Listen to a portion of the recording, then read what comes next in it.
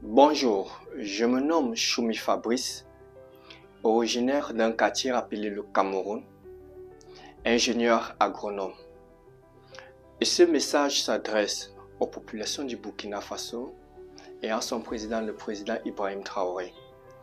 D'entrée de jeu, Monsieur le Président, je m'excuse d'avoir pris ce format pour essayer de passer le message. Premièrement, ce message n'a pas pour but de pouvoir critiquer, mais c'est de pouvoir apporter ma part de pensée par rapport à quelque chose qui est fort pour votre quartier de Burkina Faso. Ingénieur agronome de mon état et depuis une dizaine d'années, je parcours les quartiers pour pouvoir valoriser, vulgariser et promouvoir une forme d'agriculture indépendante, une forme d'agriculture de bon sens, de logique. Dans certains contextes, d'autres l'appellent l'agroécologie et comme j'aime si bien l'appeler, l'agriculture du bon sens. Oui, sur ces 8 dernières années, j'ai eu à partager et à visiter plusieurs quartiers parce que pour moi, l'Afrique représente le pays. J'ai pu partager mes connaissances au niveau du Sénégal, du Gabon, de la Côte d'Ivoire, du Congo, du Cameroun, du Niger et de la Mauritanie. Et au mois d'avril passé, j'ai eu la possibilité de pouvoir partager des connaissances avec votre population, le Burkina Faso. Et durant cette période d'échange on a eu à discuter et à échanger sur certaines thématiques. Monsieur le Président, permettez-moi de vous le dire, il y a un point qui a attiré mon attention. Comme j'aime si bien le dire, depuis quelques années, le peuple burkinabé est fier de ce qu'il est parce qu'ils ont retrouvé leur identité. Et pourquoi pas aussi à travers cette petite capsule de vidéo pouvoir apporter ma part d'édifice à ce secteur agricole. Monsieur le Président, je suis conscient de l'effort que vous faites au niveau de votre quartier, le Burkina, pour le développement de l'agriculture. Mais permettez-moi de faire une petite observation sur une spéculation et derrière cette spéculation, je pourrais donc aussi donner d'autres propositions et d'autres visions. Pourquoi pas qu'on pourra peaufiner et pouvoir améliorer par la suite. Je vais prendre le cas du cacao. Récemment, j'ai eu à voir certaines vidéos où dans le plan de relance de la diversité de l'agriculture au niveau du Burkina, il y a eu un plan de relance de la filière cacao que je respecte. Mais j'ai une question qui me dit, oui, le Burkina produit le cacao, comme disent les anglo-saxons, en so what? Permettez-moi de revenir sur cette culture du cacao et proposer encore d'autres qui pourront donner des valeurs ajoutées, car je suis conscient que la culture cacao entre dans la diversification et la création d'une valeur ajoutée. Je respecte cela. Prenons le cas donc du Burkina Faso, qui a une superficie de près de 270 000 km². Et lorsque l'on regarde la superficie de terre arable, elle représente 26,7%, soit 6,1 millions de kilomètres carrés de superficie. Alors, pourquoi est-ce que j'aimerais bien prendre? Je vais prendre le cas premièrement d'une culture comme la fraise. Le Burkina Faso est classé comme premier producteur en Afrique centrale et de l'Ouest de production de fraises. Mais permettez-moi de vous dire que cette production se fait juste sur 56 hectares et permet donc de nourrir de manière d'employer directement 600 personnes, juste 54. Et pourtant, lorsqu'on veut regarder le taux de consommation donc de cette spéculation, à savoir des fraises, 91% de ces fraises sont consommées soit au Ghana, soit au Nigeria ou encore dans les pays voisins comme le Sénégal. 9% est consommé de manière locale et transformée. Et pourtant, lorsqu'on regarde l'impact et le revenu, elle est bien plus forte. Revenons sur le cas de la spéculation du cacao. Lorsque l'on regarde actuellement, pour les premiers producteurs de cacao, on estime à près de 3,3 millions d'hectares pour pouvoir produire près de 2 millions de tonnes de cacao. Et lorsqu'on regarde les différentes prévisions au niveau du Burkina, pour 1 hectare, on se trouve entre 200 et 600 kilos. Comparé aux pays comme le Brésil, comparé aux pays comme le Costa Rica, comparé aux pays comme le Ghana, on se retrouve pour ces pays d'une marge de 800 à 100 kilos à l'hectare. pour juste faire comprendre que le Burkina doit fournir 4, 5, 6 fois pour atteindre la moitié. Et pourtant, ces efforts peuvent être réorientés autrement et avoir une valeur ajoutée. Monsieur le Président, comme je le dis, l'idée ici n'est pas de pouvoir noircir le cacao, mais c'est juste qu'on peut faire des choses meilleures avec peu d'efforts et beaucoup d'impact. Permettez-moi de prendre une autre spéculation, comme le cas donc du maïs. Sur l'année 2022 à 2024, le Burkina Faso a connu un bond spectaculaire de la production et de l'augmentation donc maïs. J'aimerais donc prendre juste cela en revenant puisque vous avez augmenté près de 20 à 30% des superficies de terres cultivables pour cette culture sur 3 ans. Et lorsqu'on regarde donc cela, je vais prendre le cas du maïs popcorn. 100% du maïs popcorn consommé au niveau du Burkina Faso est importé soit du Brésil, soit de l'Argentine, soit de la République dominicaine, soit donc de l'Afrique du Sud et une très faible partie du Kenya. Et pourtant, lorsqu'on regarde près de 61% du maïs qui est produit, cela fait dans 3 régions, la région centrale, la région donc du Farda et puis la région donc du centre-est, qui recouvre près de 61%. Et lorsqu'on regarde sur une année, le Burkina Faso a 15 fêtes, journées consacrées, chômés fériés sur l'année. Pourquoi est-ce que je prends cela? Parce que c'est ces jours où on consomme beaucoup plus la production donc de culture de maïs popcorn.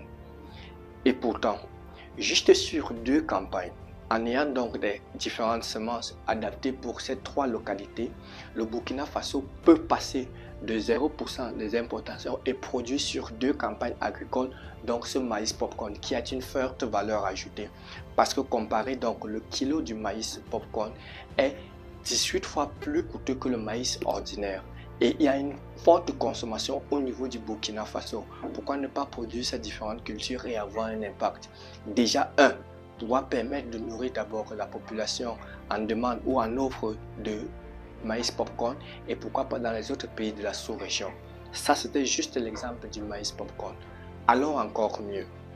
Lorsque nous regardons la culture de pommes de terre, elle est concentrée beaucoup plus au niveau du nord du Burkina. Ça peut se comprendre parce que les variétés qui sont adaptées là sont des variétés Sahel. Et pourtant, sur les 13 régions, 8 régions peuvent produire donc les cultures de pommes de terre sur toute l'étendue du territoire, en adaptant d'autres variétés comme les variétés désirées, les variétés manatées qu'on peut adapter dans les différentes régions et permettre donc une production. Allons encore même dans les cultures de rente. À la place donc de ce cacao, je pourrais parler de la culture d'avocat. Lorsqu'on regarde la production de la culture d'avocat, actuellement où j'ai fait cette vidéo, on a une très faible production d'avocat et pourtant sur les 13 régions que compte le Burkina Faso, on peut donc adopter cela sur 6 régions avec donc les variétés greffées telles que les variétés Anayem et d'autres variétés telles que les Ixon qui peuvent bien se développer là-bas puisque le climat lui permette et permettent donc à ce que l'avocat soit disponible 8 mois sur 12 au niveau du Burkina Faso et avoir un impact. Monsieur le Président, nous pouvons prendre plusieurs exemples, mais permettez-moi de passer outre ces différentes filières, même l'approche de production. Durant les années 81 à 86, l'un donc de vos pères, à savoir le feu Thomas Sankara, avec une approche de production ou bien une approche agricole que pour moi, sur ces 40 dernières années, je trouve excellente. Et pourquoi ne pas imiter le bon exemple ou imiter quelque chose qui a été fait? Prenons donc la région du nord du Gorom-Gorom où le professeur Le Feu Pierre Rabhi a eu à travailler dans cette zone et a impulsé l'agroécologie. Pourquoi est-ce que je parle de l'agroécologie? Parce que lorsque nous regardons les statistiques au niveau du Burkina Faso, nous nous rendons compte que sur l'année 2022 à l'année 2024, le Burkina Faso a importé près de 345 000 tonnes d'intrants agricoles, hormis les produits phytosanitaires. Et pourtant, le pays dispose énormément de différentes ressources pour pouvoir permettre la production elle-même de cela. Et cela passe par 2 manières. La première manière est celle qu'avait initiée donc le feu président Thomas Sankara, qui est de former des personnes à partir de différents pays qui sont clés. En 85-86, il a lancé un programme où les Burkinabés étaient allés donc à Cuba pour se former et apprendre l'agroécologie. Pour des raisons que vous et moi nous connaissons, ce programme n'a pas continué, n'a pas connu suite. D'autres ont été formés en Libye et d'autres au Ghana.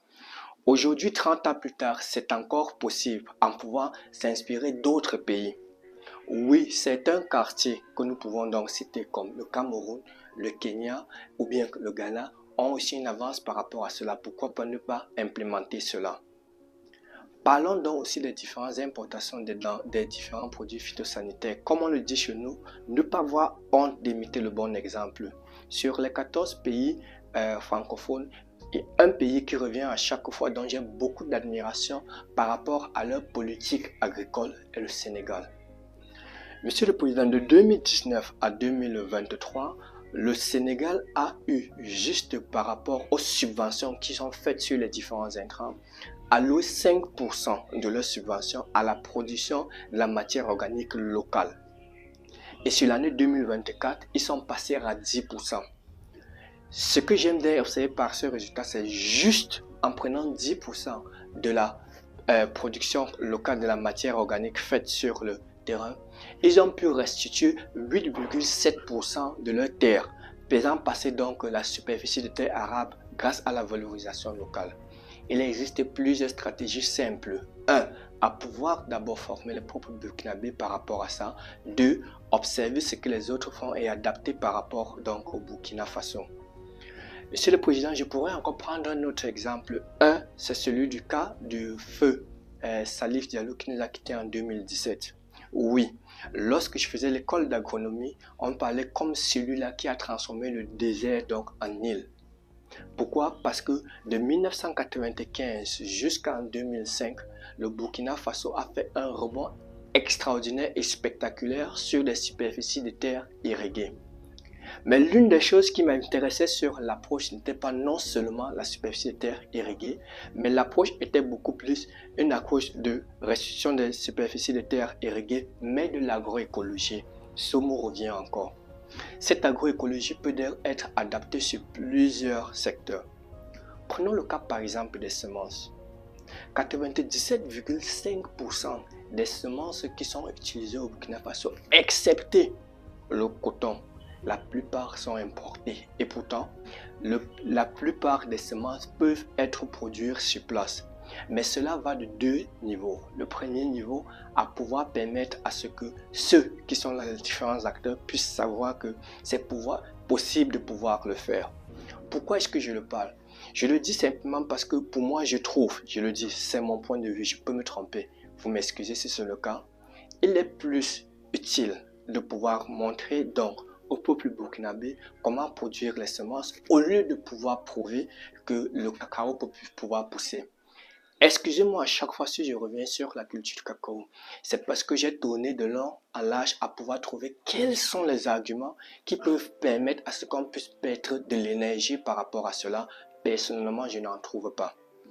Permettez-moi encore de revenir sur l'histoire, puisqu'on dit l'histoire, on défait des tués. Je vais revenir sur la culture du cacao. Le quartier dont je suis originaire, Monsieur le Président, a connu véritablement une période de crise et de dépression par rapport à cette spéculation. Oui, moi qui vous parle, je suis donc le fils d'un des producteurs de cacao et de café. Et dans les années 97, je me rappelle lorsque ça a connu un choc, ça a été difficile pour nos différentes populations de s'y refaire. D'autres pays ont utilisé d'autres mécanismes, mais je pourrais parler du mien parce que beaucoup de personnes ont permis à ce qu'ils puissent se reconvertir. Et pourquoi ne pas limiter les efforts par rapport à cela? Parce que comme je l'ai dit, si le Burkina produit le cacao, oui, et puis quoi encore? Comme disent les anglo-saxons, and so what? Donc, Monsieur le Président, l'idée ici, c'est de vous faire comprendre qu'il y a beaucoup de leviers sur lesquels on peut pouvoir jouer pour pouvoir permettre la production. Par contre, je suis salutaire sur la relance de deux spéculations que vous avez eu à faire avec brio. Le blé, le tournesol. Je ne vais pas m'attarder pour ça. Moi-même, j'ai eu à voir ce qui a été fait qui est salutaire. D'autres relances de filières comme la tomate aussi qui est des bonnes choses dont je ne peux que apprécier. Mais l'objectif de ma vidéo n'est pas de pouvoir tirer sur la culture du cacao, mais c'est de pouvoir attirer qu'il y a d'autres spéculations, filières et même d'approches biologiques que l'on peut faire au niveau donc du Burkina Faso pour pouvoir permettre à ce qu'elle puisse être un géant. S'ils le sont pour des cultures comme la fraise, juste en produisant 56 hectares et étant donc des meilleurs, pourquoi pas sur d'autres? Donc, l'objectif de cette vidéo est de pouvoir proposer une autre approche parce que j'ai eu aussi, durant le mois passé, à pouvoir échanger, à pouvoir partager les différentes connaissances avec les populations au niveau du Burkina Faso. Et l'objectif de cette vidéo, déjà, c'est pour vous remercier pour cette langue que vous faites pour vous et votre peuple. Je ne vais pas être long et je pourrais juste m'arrêter cela en espérant que cette vidéo puisse pouvoir trouver un écho favorable auprès de votre population et même auprès de ceux qui vous entourent dans le secteur agricole. L'objectif, comme vous l'avez dit pour nous, c'est de pouvoir essayer de pouvoir partager, permettre à ce que chaque quartier, parce que je l'ai dit pour moi, le pays c'est l'Afrique, chaque quartier puisse être indépendant, chaque quartier puisse avoir son autonomie et chaque quartier puisse avoir des piliers solides, consolidés au niveau donc de nos différents quartiers afin de permettre donc d'avoir une agriculture prospère, une agriculture dont nous sommes fiers. Je vous remercie pour le temps que vous avez pris pour pouvoir écouter les différentes propositions. Qui sait, peut-être par la suite, on pourra aussi avoir d'autres échanges. Mais qu'à cela ne tienne, je pense que tout ce que je peux vous souhaiter, que Dieu continue à bénir le peuple burkinabé, que Dieu continue à bénir le leader que vous êtes, et que le peuple burkinabé soit toujours fier d'eux, de ce qu'ils sont. Et j'ai beaucoup d'admiration pour vous et votre peuple. Merci, Monsieur le Président. Et comme votre devise le dit, la patrie ou la mort, nous vaincrons.